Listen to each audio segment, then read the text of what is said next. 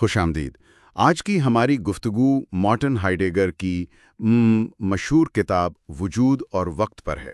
G, being and time. بالکل، اور خاص طور پر اس کے دوسرے باب پر ہم گہرائی میں جا رہے ہیں۔ صحیح، یہ باب بہت اہم ہے کیونکہ یہیں سے وہ آپ کہہ سکتی ہیں پورے منصوبے کی بنیاد رکھتے ہیں۔ یعنی وجود کے معنی کو سمجھنے کا جو بڑا سوال ہے، اس کی تحقیق کیسے ہوگی، اس کا طریقہ کار کیا ہوگا، وہ سب یہیں سے شروع ہوتا ہے۔ جی بالکل، اور دیکھیں اس باب میں دو بڑے کام سامنے آتے ہیں۔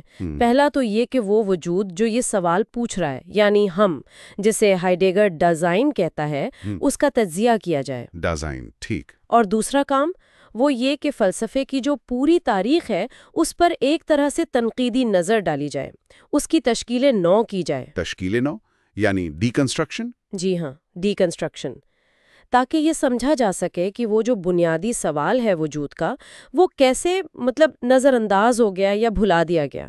اچھا، تو یہ تو کافی بڑا چیلنج لگتا ہے۔ آئیے پہلے نقطے پر آتے ہیں، ڈیزائن۔ باب کہتا ہے کہ ہم یعنی ڈیزائن وجودی طور پر خود سے قریب ترین ہے، لیکن اپنے ہونے کو سمجھنے سے، بینگ کو سمجھنے سے سب سے دور۔ یہ کیسی بات ہوئی؟ یہ بڑا دلچسپ تضاد ہے۔ ہائیڈگر کا خیال ہے کہ دیکھیں، ہم یعنی ڈیزائن زیادہ تر خود کو کیسے سمجھتے ہیں؟ اپنی روزمرہ کی زندگی سے، کام کاج، لوگ، چیزیں۔ بالکل، اپنی دنیا، اپنی مصروفیات، وہ چیزیں جن سے روز واسطہ پڑتا ہے۔ ہائیڈگر اسے اوسط روزمرہ پن کہتا ہے۔ اچھا۔ اور یہ جو عام سی لگنے والی روزمرہ کی زندگی ہے یہی دراصل ہمارے وجود کی جو گہری بنیادی ساختیں ہیں ان کو چھپا دیتی ہے۔ یعنی ہم اتنے مصروف ہو جاتے ہیں کہ اپنے ہونے پر غور ہی نہیں کرتے۔ ایک طرح سے، جی۔ اور جو پہلے سے موجود فلسفیانہ تصورات ہیں جو ہمیں روایت سے ملے ہیں، وہ اس معاملے کو اور بھی آپ کہیں الجھا دیتے ہیں، دھندلا دیتے ہیں۔ تو پھر یہ ڈیزائن کا تجزیہ جو ہے، اینالیٹک آف ڈیزائن، اس کا مقصد کیا ہے؟ کیا یہ خود کو ڈیزائن کو ایک نئے انداز سے دیکھنا ہے، ان روایتی تصورات کے بغیر؟ بالکل صحیح۔ مقصد یہی ہے کہ ڈیزائن کو ویسے دیکھا جائے جیسا وہ ہے، بغیر پہلے سے طے شدہ نظریات چھاپے، اسے خود کو ظاہر کرنے دیا جائے۔ اور یہ صرف ڈیزائن کو سمجھنے کے لیے نہیں ہے، یہ ایک تیاری ہے۔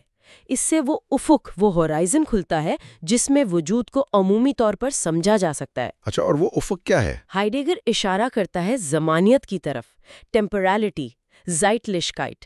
یہی ڈیزائن کے وجود کا اصل معنی ہے، اور یہی وہ بنیاد ہے جس پر وجود کو سمجھا جا سکتا ہے۔ زمانیت یہ وقت کے عام تصور سے مختلف ہے، جیسے گھڑی کا وقت؟ وہ بالکل مختلف۔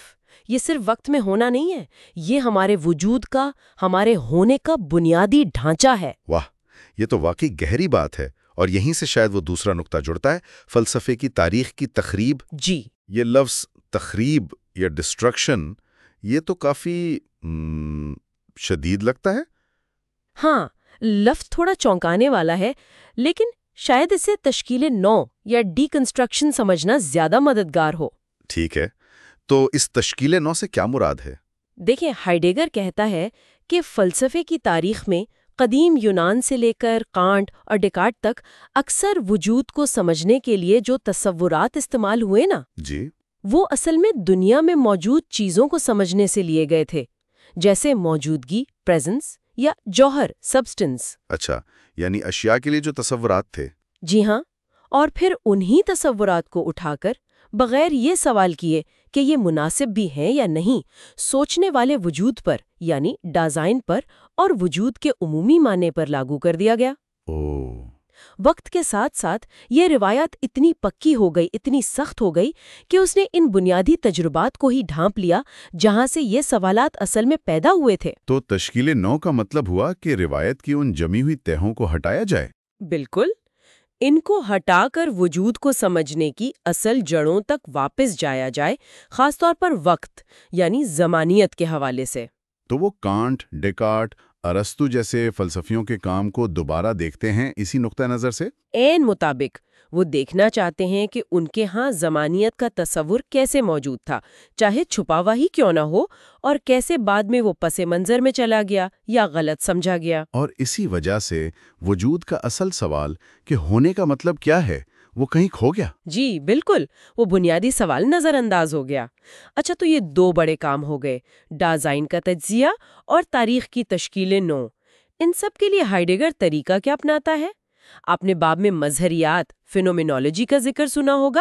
جی ہاں، مظہریات یعنی لیجنڈ تھا فینومینا، جو چیز جیسی خود کو ظاہر کرتی ہے اسے ویسے ہی دیکھنا اور بیان کرنا۔ تو یہاں مظہر یا فینومینا کیا ہے؟ سب سے بنیادی مظہر، جو اکثر ظاہر نہیں ہوتا، جو چھپا رہتا ہے اور جسے سامنے لانے کی ضرورت ہے، وہ خود وجود ہے، بینگ۔ اچھا، تو ہائیڈگر کے لیے مظہریات صرف کوئی ایک ٹول یا طریقہ نہیں ہے، یہ بذات خود علم الوجود یعنی انٹولوجی ہے، وجود کا مطالعہ، اگر اسے صحیح طریقے سے کیا جائے۔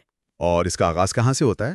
اس کا آغاز ڈیزائن کی تشریح سے ہوتا ہے، یعنی تعبیرات، ہرمینیوٹکس۔ تو اگر ہمیں ساری گفتگو کا خلاصہ کریں، باب دور ایک طرح سے ایک نقشہ دے رہا ہے؟